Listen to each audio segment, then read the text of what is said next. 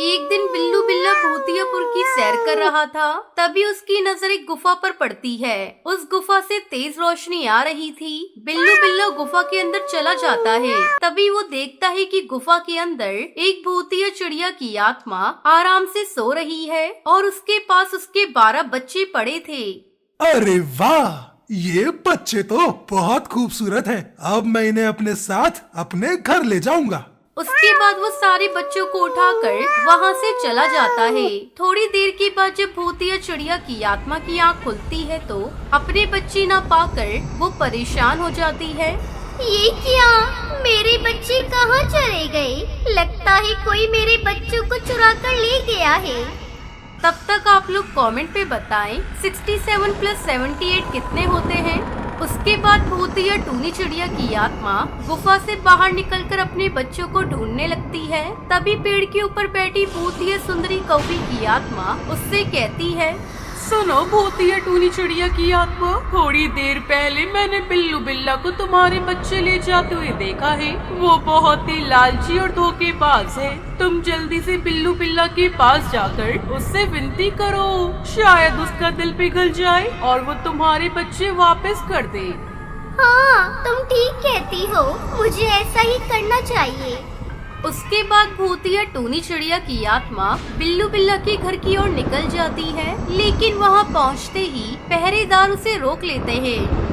मियाँ, अरे ये भूतिया टूनी चिड़िया की आत्मा यहाँ क्या करने आई है? देख, तुम भूतिया चिड़िया की आत्मा अंदर नहीं जा सकती। चल निकल यहाँ से। दया करके मुझे अंदर जाने दो। बिल्लू बिल्ला ने मेरे बच्चे चुराए हैं। क्या कहा? तू बिल्लू बिल्ला को चोर कह रही है? तेरी इतनी हिम्मत? चल यहाँ से भाग जा, वरना हम दोनों तुझे जलाकर मार देंगे। मियाँ। इस तरह वो भूतिया टूनी चिड़िया की आत्मा को मारकर वहाँ से भगा देते हैं। उसके बाद भूतिया टूनी चिड़िया की आत्मा एक पेड़ के नीचे बैठकर रोने लगती है। तभी वहाँ से गुजर रहा जादूगर कालू कौआ उसे देख लेता है। अरे क्या हुआ टुनटुनी, तू यहाँ बैठकर क्यों रो रही है? आखिर क्या बात है? क्या बताऊं, बिल्लू बिल्ला ने मेरे 12 बच्चे चुरा लिए हैं। मुझे डर है कि कहीं वो मेरे बच्चे को जान से ना मार दे। जब मैं उसके घर के अंदर दाखिल होने की कोशिश कर रही थी तब वहाँ की बिल्लियों ने मेरी खूब पिटाई की। अब मैं अपने बच्चे को कैसे बचाऊं?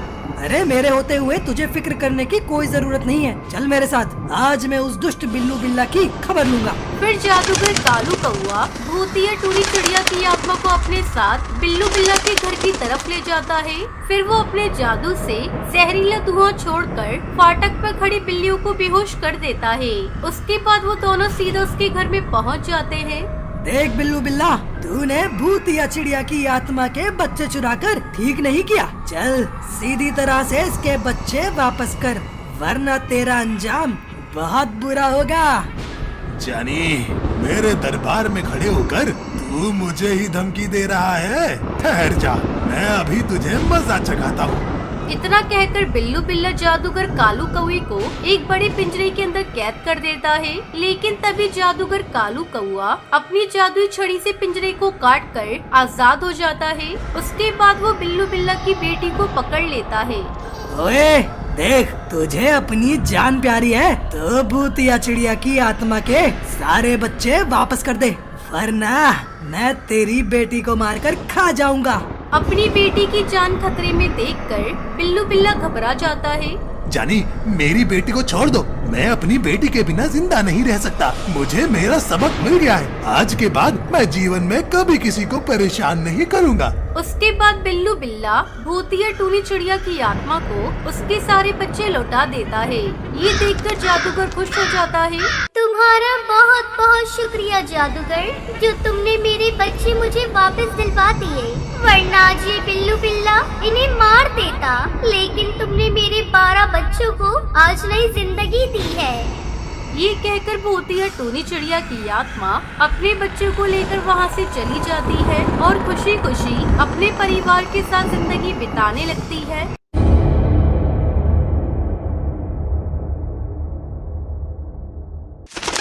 भैरवपुर गांव में भूतिया टूनी चिड़िया की आत्मा रहती थी। उसके दोनों पंख सोने से बने थे।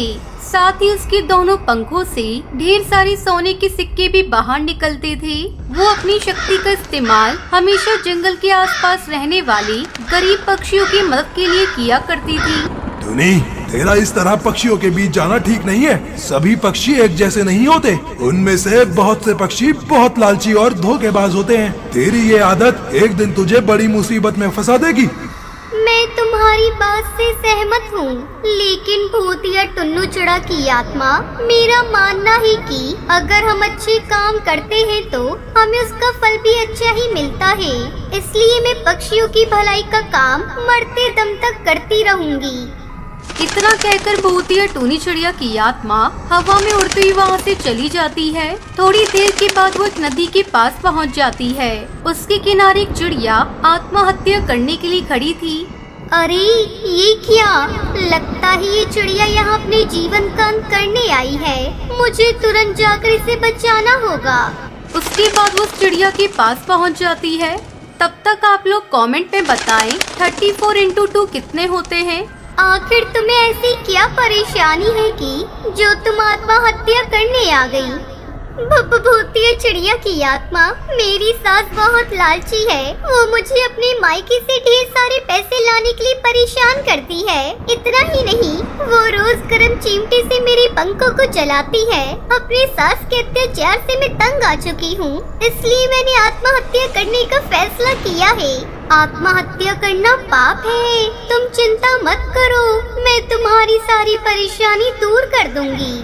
उसके बाद भूतिया टूनी चिड़िया की आत्मा अपने हाथों से वहाँ ढेर सारे सोने के सिक्के निकालने लगती है। देखते ही देखते वहाँ ढेर सारे सोने के सिक्के जमा हो जाते हैं। अब तुम इन सोने के सिक्कों के जरिए अपनी लालची सास को अपने इशारों पे नचा सकती हो। आज के बाद तुम्हारी सास दुम हिलाती हुई तुम्हारे आगे पीछे घूमेगी। उसके बाद वो चिड़िया सारे सोने के सिक्के लेकर अपने घर चली जाती है। इस तरह एक दिन भूतिया टूनी चिड़िया की आत्मा एक गांव की ओर जा रही थी। तभी रास्ते में कुएं के पास उसे 2 पक्षी रोते हुए दिखाई देते हैं। क्या हुआ? तुम दोनों यहाँ बैठकर क्यों रो रहे हो? हमारा छोटा भाई इस गहरे कुएं के अंदर गिर गया है। अगर जल्दी से उसे बाहर नहीं निकाला गया तो उसकी मौत हो जाएगी। चिंता मत करो, मैं अभी कुएं के अंदर उतरकर तुम्हारे भाई को बाहर ले आती हूँ। इतना कहकर भूतिया टूनी चिड़िया की आत्मा कुएं के पास पहुंच जाती है, लेकिन तभी वो दोनों पक्षी पीछे से धक्का देकर उसको कुएं के अंदर गिरा देते हैं। चल जल्दी से पिताजी को फोन करके बता दे कि हमने भूतिया टूनी चिड़िया की आत्मा को पकड़ लिया है। भूतिया टूनी चिड़िया की आत्मा समझ जाती है कि उसके साथ धोखा हुआ है। ज्यादा खुश होने की जरूरत नहीं है, मैं अभी बाहर निकलकर तुम दोनों को सबक सिखाऊंगी। लेकिन तभी कालू कौवा कुएं के अंदर एक जादुई रस्सी फेंक देता है और अगले ही पल वो जादुई रस्सी भूतिया टूनी चिड़िया की आत्मा को पूरी तरह जकड़ लेती है। तभी वहाँ पर जादूगर पहुँच जाता है। शाबाश मेरे बच्चों, तुमने इस भूतिया टूनी चिड़िया की आत्मा को कब्जे में लेकर बहुत बड़ा काम किया है। अब मैं इसके दोनों सोने के जादुई पंखों को काटकर तुम दोनों के शरीर में जोड़कर तुम्हें शक्तिशाली बना दूंगा। इतना कहकर जादूगर अपनी तलवार बाहर निकाल लेता है, लेकिन तभी वहाँ पर उसका दोस्त भूतिया टुन्नू चिड़ा की आत्मा आ जाता है। फिर वो अपने जादू से उन तीनों की आँख में लाल मिर्च डाल देता है। हाय माँ, मर गया रे, मेरी आँख जल रही है। अरे कोई पानी दे दो। अरे कोई मुझे बचाओ इस भूतिया चिड़िया की आत्मा से। ये तो बहुत खतरनाक है, हम इससे नहीं जीत पाएंगे। चलो भागो यहाँ से। फिर वो तीनों डर के वहाँ से भाग जाते हैं। उसके बाद भूतिया टूनी चिड़िया की आत्मा को वो आजाद कर देता है। देख लिया ना टूनी, मैंने तुझे कहा था ना कि सभी पक्षी एक जैसे नहीं होते। इसलिए आज के बाद तू कभी किसी पक्षी पर इस तरह आँख मूंद कर भरोसा मत करना।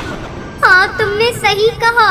आज के बाद मैं ऐसी गलती दोबारा नहीं करूँगी।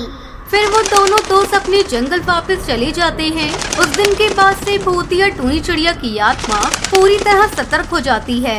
टूनी चिड़िया शाम को जल्दी घर आ जाती है और अपने घर में जाकर कंबल ओढ़कर सो जाती है। तभी उसकी माँ उसके कमरे में आती है।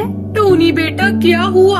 आजकल तू इतनी जल्दी घर आकर सो जाती है। हाँ माँ, वो मैं बहुत थक जाती हूँ और सुबह जल्दी उठकर मुझे पिज्जा पराठे की तैयारी भी करनी पड़ती है ना, बस इसलिए।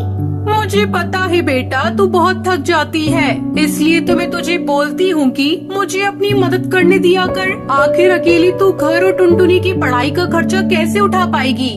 माँ मैं अकेली कहाँ हूँ, आप हो ना मेरे साथ। इतना सुनकर टूनी की माँ वहाँ से चली जाती है। माँ के जाने के बाद भूतिया टूनी चिड़िया की आत्मा कंबल से बाहर निकलती है। माँ 8 बजे के बाद मैं तुम्हारे सामने नहीं आ सकती, क्योंकि मैं भूतिया चिड़िया की आत्मा बन चुकी हूँ, और अगर आपने मेरा असली रूप देख लिया तो आप डर जाएंगी, और बस इसलिए मैं आपको अपनी मदद भी नहीं करने दे सकती, क्योंकि रात के 8 बजते ही मैं एक आत्मा बन जाती हूँ और सुबह के 5 बजे के बाद अपने चिड़िया रूप में आ जाती हूँ। मैं यहाँ एक मकसद से हूँ, जैसे ही मेरा मकसद पूरा होगा मैं यहाँ से चली जाऊंगी। इतना बोलकर भूतिया टूनी चिड़िया की आत्मा घर से बाहर निकल जाती है। तभी हरी तोता उसे घर के अंदर जाते हुए देख लेता है। हे भगवान, टोनी के घर में तो चिड़िया की आत्मा का साया है। कल सुबह होते ही मैं बबली को बताऊंगा। अगले दिन सुबह टूनी चिड़िया जल्दी से पिज्जा पराठा बनाकर तैयार कर लेती है और ठेला लेकर वहाँ से निकल जाती है। तभी हरी तोता टूनी के घर आता है। अरे बहन, तुम्हारे घर पर किसी भूत या चिड़िया की आत्मा का साया है। मैंने खुद आज सुबह 5 बजे के आसपास तुम्हारे घर में तुम्हारी बड़ी बेटी टूनी के कमरे में से किसी चिड़िया की आत्मा को जाते हुए देखा था। हरी की बात सुनकर बबली घबरा जाती है। वहीं दूसरी तरफ टूनी जंगल में पिज्जा पराठा बेचने लगती है। पिज्जा पराठा ले लो, गर्मा गर्म पिज्जा पराठा, स्वादिष्ट पिज्जा पराठा, एक बार खाओगी तो बार बार आओगी। ये कहकर वो अपना पिज्जा पराठा बेचने लगती है। तभी उसे काफी देर हो जाती है। हे भगवान, मुझे जल्दी यहाँ से जाना होगा। 8 बजते ही मैं अपने असली रूप में आ जाऊंगी और सबको मेरा सच पता चल जाएगा। ये कहकर वो वहाँ से जाने लगती है। तभी भूतिया टूनी चिड़िया की आत्मा की नजर अपनी छोटी बहन टुनटुनी पर पड़ती है, जो अपने घर जा रही होती है। तभी कुछ पक्षी उसे परेशान करने लगते हैं। भूतिया टूनी चिड़िया की आत्मा अपने असली रूप में वहाँ आ जाती है। तुम लोगों को शर्म नहीं आती एक मासूम चिड़िया को छेड़ते हुए? भूतिया चिड़िया की आत्मा, भागो यहाँ से। हाँ, भूतिया टूनी चिड़िया की आत्मा, और अब तुम दोनों मेरे हाथों से नहीं बच सकते। तुम्हारी इतनी हिम्मत कि तुमने मेरी बहन को छेड़ा। भूतिया टूनी चिड़िया की आत्मा कालू और टुन्नू को मार देती है। ये सब देखकर टुनटुनी अपनी बहन से बोलती है, दीदी तू एक भूतिया टूनी चिड़िया की आत्मा है, पर तू आत्मा कैसे हो सकती है? ये सब क्या हो रहा है? मुझे कुछ समझ नहीं आ रहा।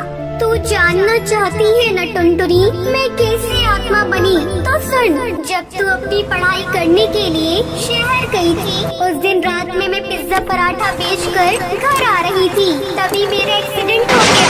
पर इस तरह से मरने के बाद मैं एक भूतिया चिड़िया की आत्मा बन गई और मैं तुम लोगों के साथ अपने असली रूप में रहने लगी, ताकि तुम लोगों को कभी पता ना चल सके कि मैं मर चुकी हूँ। अगर तुम लोग मुझे मेरे असली रूप में देख लेते तो मुझसे दूर भागने लगते, और मैं बस यहाँ तब तक हूँ जब तक तू अपने पैरों पर खड़ी नहीं हो जाती। जिस दिन तुझे नौकरी मिल जाएगी उस दिन मेरी आत्मा को मुक्ति भी मिल जाएगी। ये सब बातें टुनटुनी सुनकर रोने लगती है। ऐसे ही कुछ दिन बीत जाते हैं। टुनटुनी को नौकरी मिल जाती है, जिसे देखकर भूतिया टूनी चिड़िया की आत्मा बहुत खुश होती है और वहाँ से हमेशा के लिए चली जाती है।